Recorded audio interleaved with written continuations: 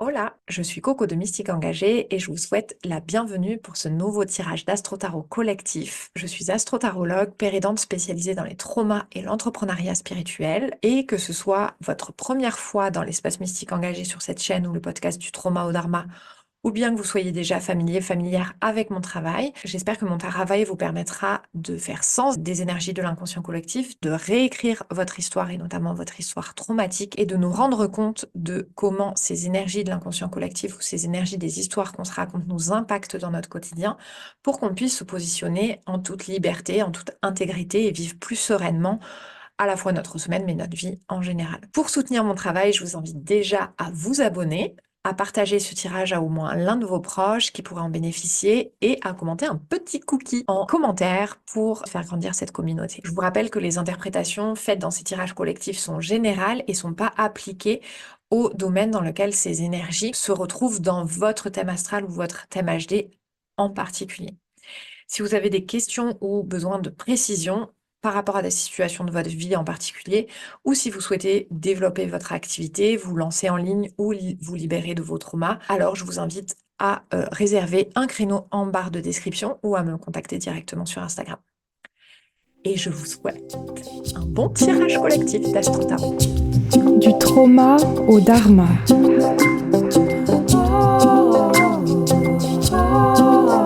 Le podcast pour s'élever soi et ses prochains.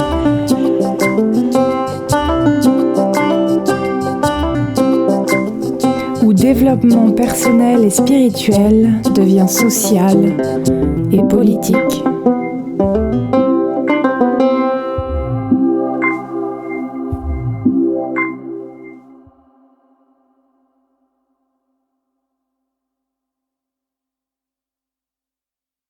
Pour le tirage d'Astro Tarot collectif de la semaine du 8 au 14 juillet 2024, c'est le tarot de la sorcière moderne qui a été choisi en tarot principal et le tarot inclusif au-delà de la binarité, Fifth Spirit Tarot, qui a été choisi en clarificateur.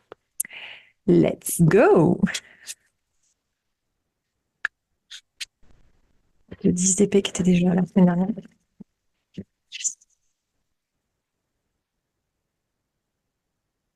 Message d'Astro Tarot collectif de la semaine du 8 au 14 juillet 2024.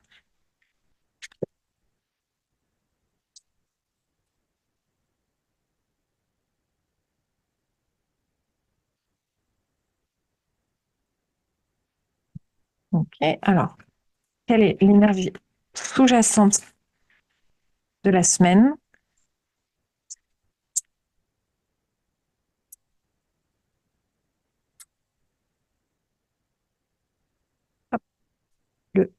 L'arcane majeur 5, le pape.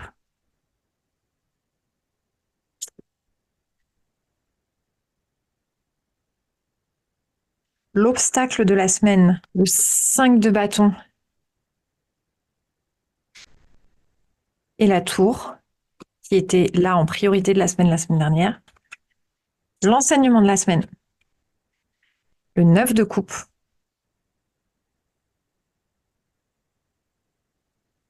La priorité de la semaine, fulgurante, le 4 de bâton. L'action de la semaine, le fou, la folle.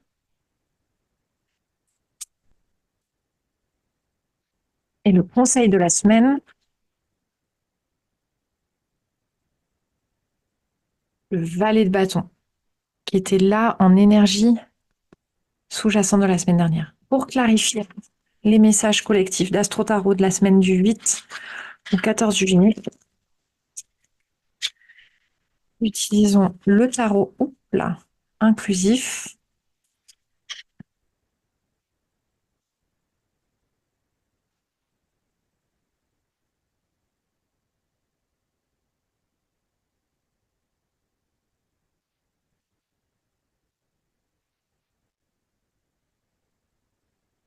Oui. La clarification de l'énergie de la semaine La force, l'arcane majeur 8. Deux arcanes majeurs cette semaine en énergie. Ouh là, la clarification de l'obstacle de la semaine. Visiblement, on a plusieurs obstacles. Le chariot, l'arcane majeur 7 et la reine de Pentacle. La clarification de l'enseignement de la semaine. Voilà. Le 8 de coupe. La clarification de la priorité de la semaine. 2 de Pentacle. La clarification de l'action de la semaine. Le roi d'épée et le 5 de Pentacle. Et enfin, la clarification du conseil de la semaine, l'as de Pentacle. Alors, pour l'énergie de la semaine, déjà, ce qu'on peut dire, c'est que c'est une semaine importante énergétiquement, puisqu'on retrouve deux arcanes majeurs portant les énergies du lion et du taureau, qui sont deux signes fixes en astrologie, pour ouvrir la semaine. Nos fondations, nos structures risquent d'être bouleversées.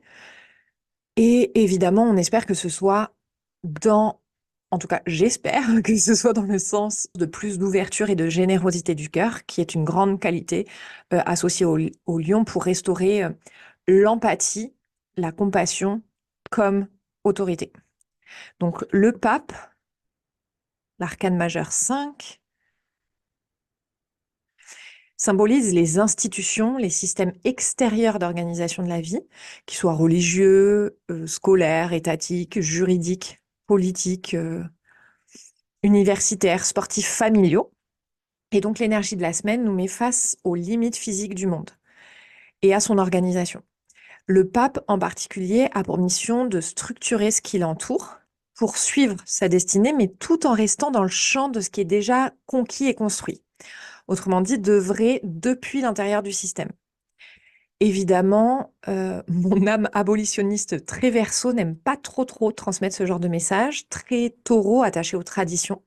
Mais cette semaine, c'est peut-être l'occasion aussi d'être une semaine pour s'appuyer sur les règles, sur les lois et les limitations du monde comme un socle solide pour l'interroger et le restructurer depuis la base. Pas nécessairement dans une idée de conformité, mais plutôt dans une idée de création de nouvelles normes. Et je dirais aussi que c'est le moment de se souvenir de son histoire et de prendre part à son héritage, qui est jamais vraiment individuel. Peut-être même de rappeler l'histoire résistante de la France et de rêver avoir un gouvernement LFI. Why not? On peut toujours rêver. Et le pape porte aussi la transmission. Donc, on peut, chacun, chacune, devenir un guide, incarner un guide pour celles et ceux qui en ont besoin. On n'est pas seul et on peut compter les uns sur les autres pour partager, pour réécrire une histoire commune, ce qui va demander une certaine force et un certain courage, je dirais même un courage certain.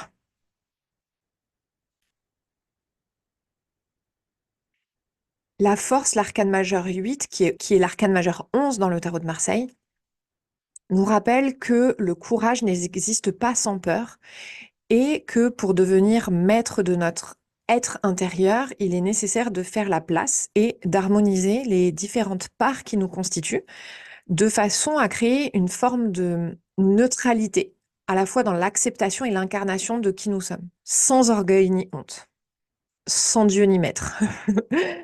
La force, c'est pas une force acquise dans la confrontation, mais plutôt une force d'être, de se montrer vulnérable et de rencontrer ses peurs sans armes ni protection. L'animal, là, représente nos instincts, nos intuitions, nos désirs et nos réactions primaires, et aussi notre présence, notre loyauté, notre férocité, qui ont plus besoin d'être tenus en laisse pour être contrôlés, pour ne pas surréagir, pour ne pas surressentir, pour anticiper, etc., etc. Et la personne, qui est symbolisée là, renvoie à notre esprit, à notre expérience terrestre. Et la relation entre les deux montre bien que nous n'avons pas besoin de nous développer, de nous transformer ou de changer pour être aimé, pour être supporté, pour être soutenu, pour faire équipe. Alors apparemment, on aura beaucoup d'obstacles cette semaine, puisque ces 4 cartes, je vais commencer par les cartes principales, qui sont ressorties. D'abord, le 5 de bâton. On voit bien une scène de conflit. Le 5, de manière générale, dans le tarot, représente les agents du chaos. Donc, de quoi on a besoin de se libérer pour avancer? De ces agents du chaos. Et là, en particulier, de la quête de pouvoir et de la comparaison. Avec le 5 de bâton, on se rend compte que les tensions sont palpables et que d'autres personnes, d'autres institutions, d'autres systèmes convoitent la même chose que nous et qu'on aura besoin de poursuivre nos efforts pour accomplir ce qui est juste à la fois au niveau individuel et collectif. Là, l'obstacle serait d'abandonner ou de nous croire arriver. Au contraire, l'invitation est plutôt, il me semble, à ce que notre ferveur, notre enthousiasme continue de nous porter pour que de réels changements puissent s'opérer. La tour, qui revient cette semaine, annonce bien des changements systémiques et des changements à la base. Je ne peux pas m'empêcher de voir dans la tour un revirement des résultats électoraux. Je ne sais pas si c'est ma foi qui biaise mon regard, c'est le risque et la richesse de tirer le tarot par des humains.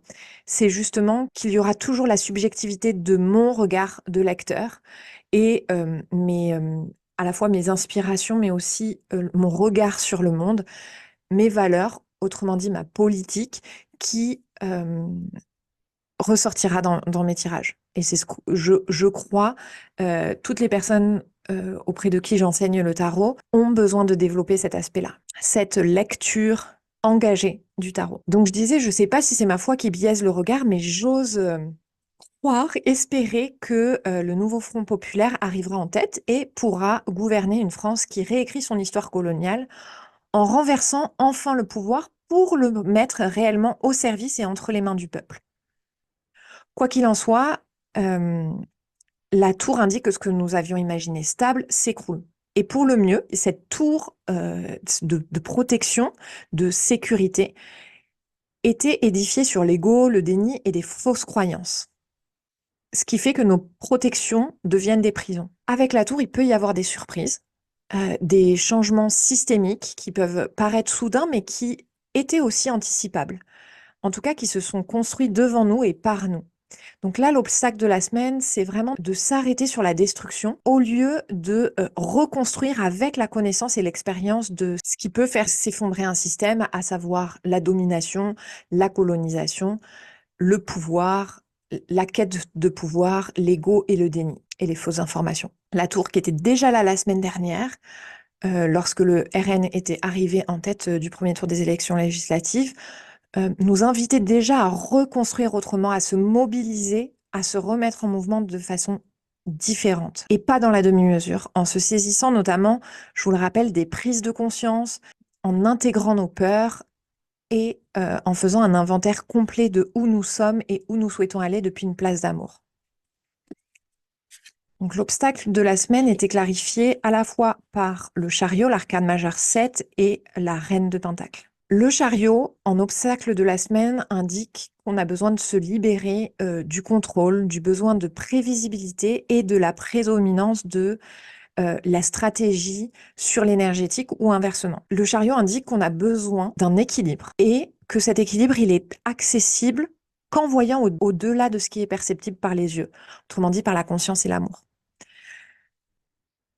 On l'a bien vu avec la tour, le contrôle est une illusion de sécurité.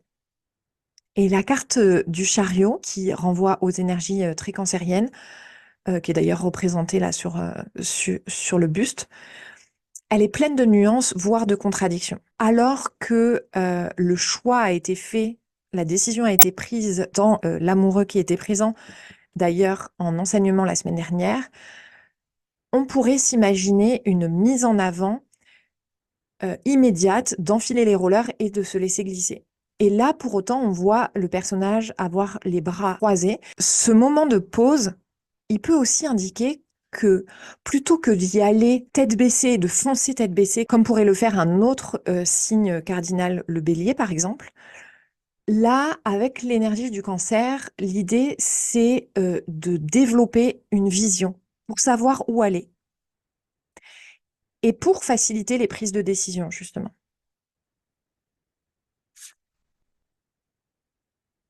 Et des décisions, la reine de Pentacle les prend en favorisant le soin et la durabilité. Et elle nous rappelle que il est toujours temps de prendre soin des affaires du royaume et de ses habitants.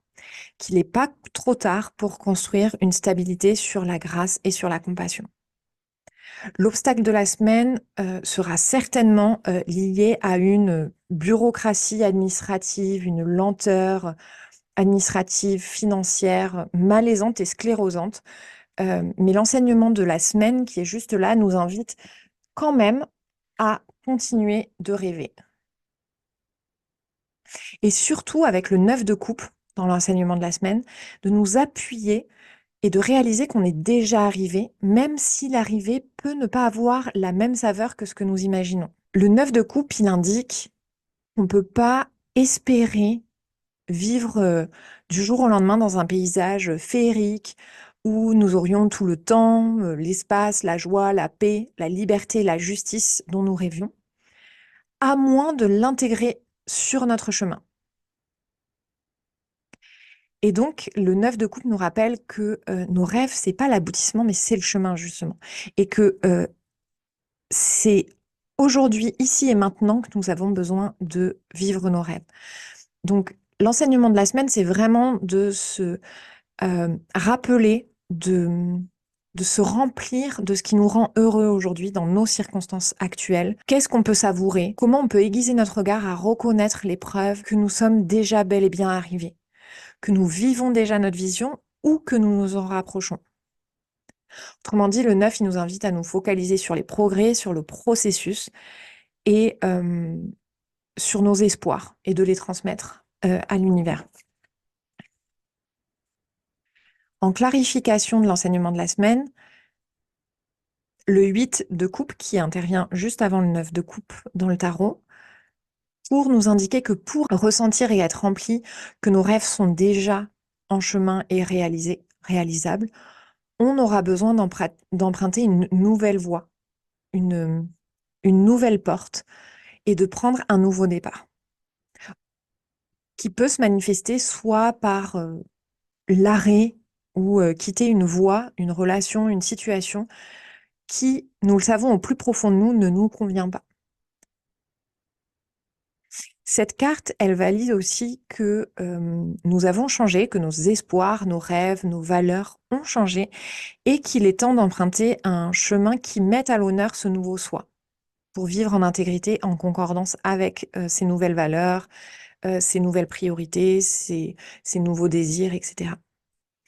Et ça peut vouloir dire de quitter quelqu'un ou quelque chose dans lequel on a peut-être investi beaucoup et peut-être aussi de nous départir de certains rôles, de certains statuts, de certaines fonctions qui nous définissaient jusqu'alors. On a besoin de faire la place à nos rêves et de nous rendre disponibles à ce qui est en train d'advenir.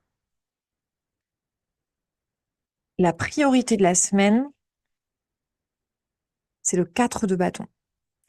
La priorité de la semaine est à célébrer où nous en sommes déjà. Savourer, se remplir de l'idée que nos rêves, nos actions, nos plans sont une fondation solide pour la suite. Le 4 invite à faire une pause pour savourer ce moment stable, que ce soit dans nos carrières, une harmonie dans notre foyer, une abondance créative dans nos projets ou une étape importante pour notre avenir individuel et collectif. Soyons certains, certaines de reconnaître et de célébrer toutes les manières que nous avons de participer à créer le nouveau monde dans lequel nous rêvons de vivre et dans lequel on vit déjà.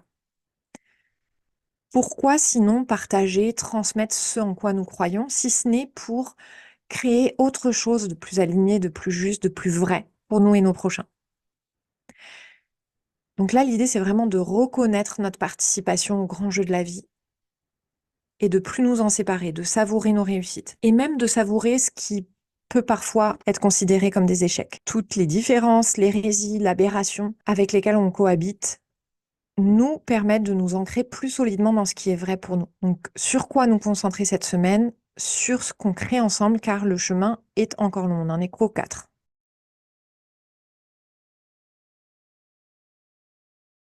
Et le 5 de bâton, là, indique que les agents du chaos sont déjà à l'œuvre.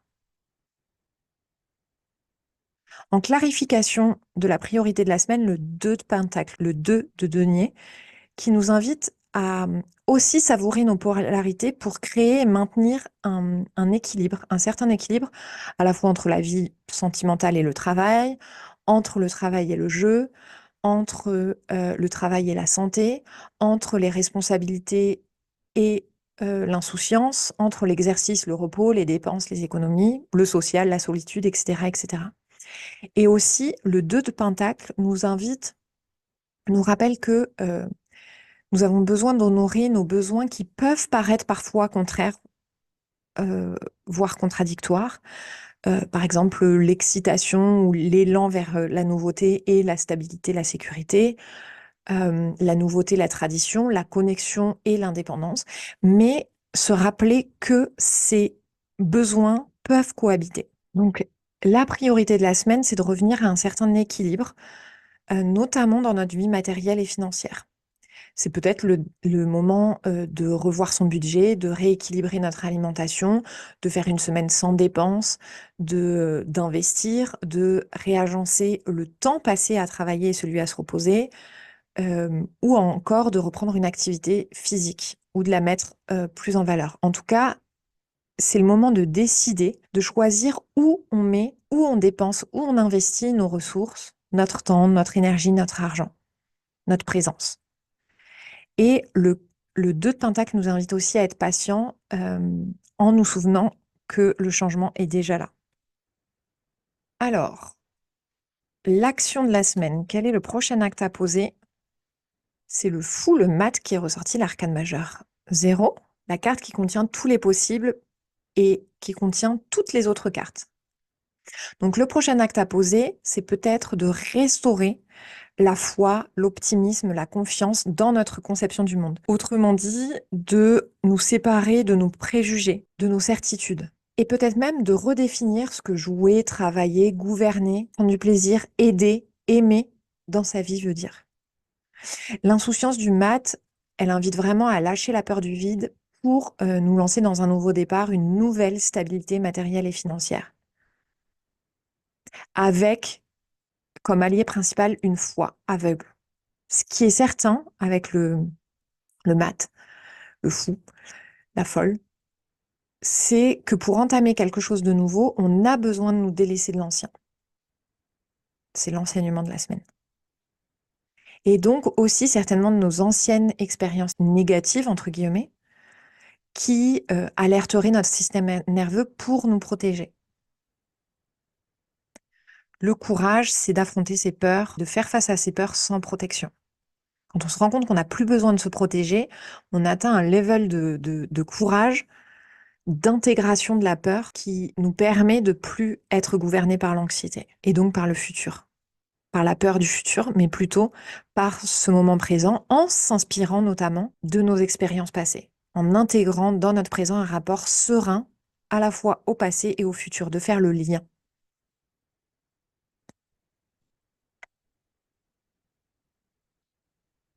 En clarification de l'acte de la semaine, le roi d'épée, qui nous enjoint d'être honnête, d'être vrai, d'exprimer notre vérité, de communiquer la sagesse et la connaissance que nous confèrent toutes nos expériences.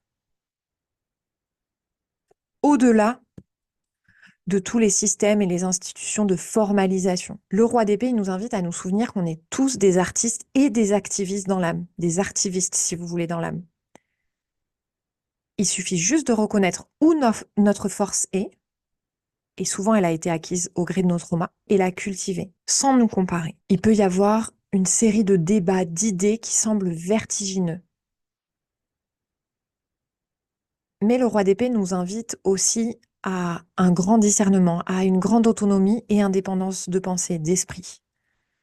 Donc, le prochain acte à poser, c'est définitivement d'être assertif, d'être décisif et d'être actif pour nos idéaux, pour être au service, non pas de ce que les gens pensent de nous, mais de la vérité et de l'intégrité.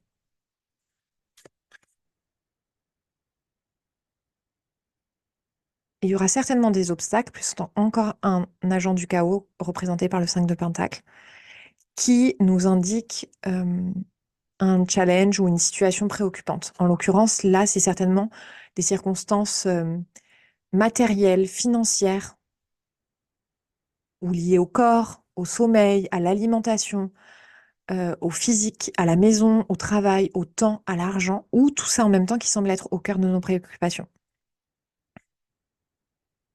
Avec le 5 de Pentacle, on peut avoir l'impression d'être coincé dans une spirale sans issue. Mais le 5 de denier, il nous indique que le printemps va revenir. Je ne sais pas si vous voyez bien qu'après l'hiver, le printemps, de compter sur les graines qu'on a déjà semées, d'avoir la foi qu'une aide est disponible à tout instant. Encore faut-il la demander. Autrement dit, avec le 5 de Pentacle, notre action de la semaine, c'est de ne pas perdre espoir. À défaut de cultiver la foi, si c'est quelque chose qui vous fait peur, au moins pas perdre espoir. Et avoir confiance que une autre issue à ce qu'on considère être nos problèmes existe. Et enfin, le conseil de la semaine, le valet de bâton, qui est déjà là depuis 2 semaines, me semble-t-il, qui nous inspire par sa fougue, son aventure, sa créativité. Le message de soutien de la semaine, c'est certainement de tester de nouvelles choses, de faire des essais, d'apprendre, d'explorer, de découvrir de nouveaux horizons, hein, ou un nouveau gouvernement. Je lâche pas l'affaire, les gars. Avec le valet de bâton, tout est possible. Et surtout, c'est en faisant qu'on apprend. C'est peut-être à ça qu'on a besoin de faire confiance. De commencer à faire même sans contrôler, même sans savoir à l'avance où on va, même sans vision, mais d'y aller et de faire confiance que c'est en faisant qu'on apprend. En tout cas, le valet de bâton nous indique qu'un nouvel élan peut naître cette semaine et qu'on a les ressources pour nous lancer dans l'inconnu. En clarification, l'as de pentacle. Donc, le conseil de la semaine est à planter de nouvelles graines pour le futur, à poser de nouvelles intentions, à se concentrer sur nos ambitions et à nous concentrer aussi sur l'énergie de création, d'excitation qui accompagne tout nouveau projet. En tout cas, l'as de pentacle, il nous invite aussi avec la reine de pentacle, avec le pape, à construire un nouveau système stable et pérenne, équilibré, et qui nous fasse rêver et qui soit en accord avec nos valeurs. Et pour ça, ça va nous demander de la force. Voilà, j'espère que ce tirage vous aura fait autant plaisir à écouter que moi à le créer et à vous le transmettre. Je vous rappelle que je fais des consultations astrotarologiques à la fois s'agissant de vos traumas, de votre entreprise ou de vos projets créatifs. Et si vous avez besoin du soutien du ciel, de votre soutien intérieur pour parvenir à vos projets et à la vie de vos rêves aujourd'hui, n'hésitez pas à me contacter et à réserver une séance. Je serai ravie de vous accueillir et de vous accompagner. Je vous dis à la semaine prochaine pour un prochain tirage.